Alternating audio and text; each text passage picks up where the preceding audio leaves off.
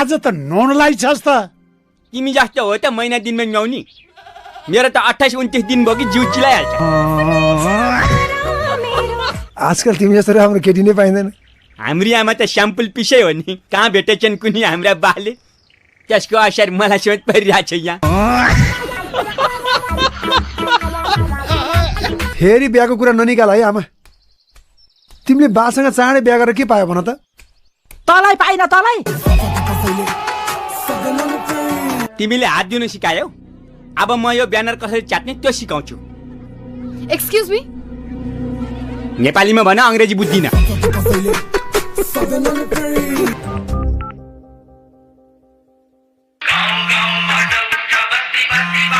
वार्ताको टेबलमा एकचोटि बस्दै नि त। यो केटीलाई मेरो फोन नम्बर कसले दिएछ? पछाडिको 6 वटा त मैले दिया हो। अगाडिको 4 कसले दिएछ? Are you comedy me? ओइ, भोलि तिमीहरूको बिहान के गर्ने प्लान छ भन त? बिहान उठ्ने, मुख धुने, बम पड्काउने। 4 बम।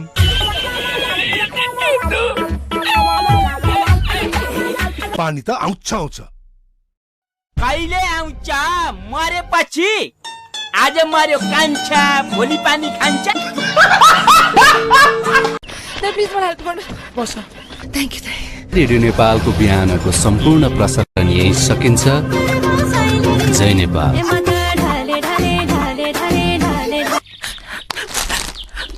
खाइबक्सोस् नजुर, खाइबक्सेन भने मरिबक्सन्छ। अब त चाउ चाउ खाऊ। चाउ चाउ हुट्याउँछ। 50 लाखमा 10 रुपियाँ त्यो चाउ चाउ पनि छोड। यस्तै त हो नि पोरो, जहिले यस्तै त मारे नि आमा। ओए ठाउँको ठाउँ नथित न। मैले मात्र कौडी खेलेर भयो, मेरो बच्चाले चाहिँ खेल्नु पर्न। तिम्रो एउटी गइन्जास। काजी साहब नमस्कार। अब तेरो बिहा गर्नुपर्छ छोरा। हुन्छ हो आमा, तर सहान ल्याए अर्काले सहिले हुँदो रहेछ।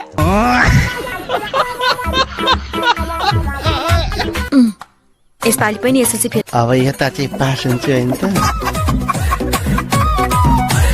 लुगा नापेर आएको कि आगो तापेर आएको? अनि पुष्पाजीले के माथि चढ भन्नुभयो। के भनिस्? रुख माथि चढ भन्नुभयो।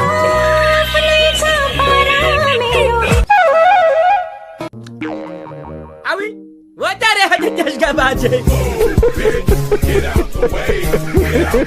के गो? गङ्गा हो र उडाएर ल्याउनलाई।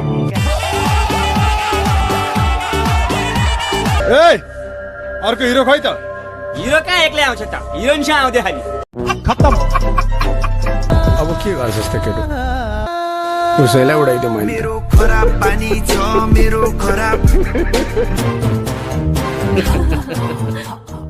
साला मैले धर्रा र घण्टाघरको लभ परे फर्स्ट टाइम देखेला। नमस्कार। तपाईँ पनि थुतुनु हेर न, थुतुनु काइसाब जस्तो देखिन्छ। खत्तम। Bye bye. What's your academic qualification? I mean your educational level. Red level, black level, blue level चाहिँ चाख्या छैन। What is this? केटी माग्न गएको काल माग्न गएको भयो यार। हामी पनि बेकार डरेर भने बन्दुक छ भन्दैमा त्यसले पड्काइहाल्नु सक्छ। खत्तम। असाध्यै गर त्यहाँ गइदियो नि त। हामी सबै एकै दिन किन मर्नु? एकै दिन मऱ्यो भने सारा दिन एकै दिन पर्छ फेरि। Are you comedy me?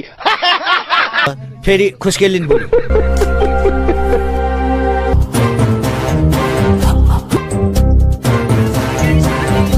चुम्बकले फलाम तानेपछि के अडिन्थ्यो?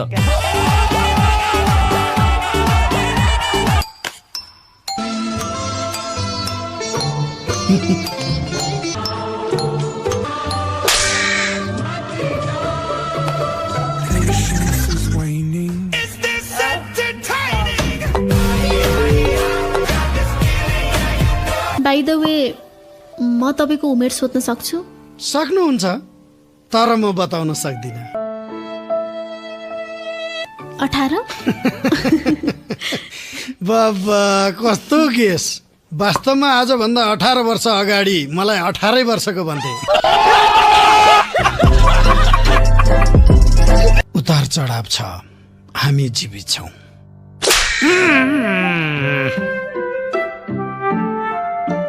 यो हजुरबाले खुसीको थप्पड दिनुभएको? यो घरमा बन्दुक सन्दुक त छैन है? किन? कहीँ हजुरबा एकदमै खुसी हुनुभयो भने? तपाईँ यो घरको को? वास्तवमा अनुसन्धान गरेर भन्नु पर्दा म यो घरको मालिक। मालिक? त्यस्तो त देखिँदैन। मालिक भन्ने बित्तिकै अनुहार विनोद चौधरीसँग मिल्नु पर्छ भन्ने छ। तपाईँले बिहेको बारेमा केही सोच्नु भएको छ? केटा मान्छे हुँ, बिहेको बारेमा अहिले सोच्दिनँ। किन? केटाहरूले बिहेपछि मात्रै सोध्छन् किन बिहे गरेछु भनेर। नमस्कार, मेरो नाम चाहिँ उद्वेग प्रसाद मनोहरलाल पवित्र हृदय उपाध्याय। यो मेरो मात्र नाम हो, छिमेकीहरूको होइन। अनि त्यहाँ गएर गर्नुपर्ने के? बिहे गर्ने, बिहे। के बिहे? सुन्यौ तिमीहरूले? बिहे रे केही छैन। पैसा आउँछ भनेदेखि बिहे मात्रै होइन, म त श्राद्ध पनि छोड्दिन्छु। खराब पानी छ मेरो खराब। शाला मटर चढेर आएपछि त माग्नेले नि सलाम भेट्दो रहेछ। अनि मैले बिहा गर्ने भने केटी तपाईँ नै हो? नियुक्ति स्थायी नै हो? यो निर्णय लिनुभन्दा पहिला तपाईँ कुनै मानसिक अस्पतालमा भर्ना हुनु भएको छैन? आफ्नो त अब पैसै माग्नु पर्यो। तर यो माग्ने काम त अहिले झराकमा पर्यो बाउ। यो सहरका कोही मान्छेसँग पैसै छैन। अस्ति एउटाको अनुहार यसो हेरेको आफैले 10 रुपियाँ झिकेर दिइदिए। नमस्कार नेताज्यू। भोलि हाम्रो पार्टीको जुलुस छ, 50-60 जना मान्छे यहाँको ल्याउने जिम्मा तेरो। ल्याउन सक्छस्? केलाई नसक्ने हजुर? ल, बच्चा चाहिँ ल्याउने होइन नि? बिहे त भएको छैन, बच्चा कहाँ ल्याउनु? जुलुस कहिले? आउने सोमबार। बोलेपछि पक्का भइगयो नि। पैसा माग्नु पर्दैन? पैसा चाहिएको छ। सबै पार्टीका मान्छेसँग पैसा लिन्छन्। यिनीहरू त मान्छे सिद्धोनी पार्टीका हुन्। देखि नसुमा गोहीका छालाको जुत्ते लाएको। पैसा ल्यायो भने भोलि मेरो छाला जुत्ता लाउँछ नि, थाहा पाउँछ।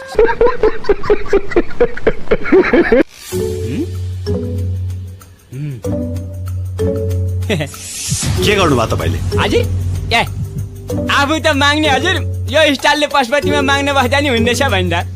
खत्तम। By by, Tata, good by.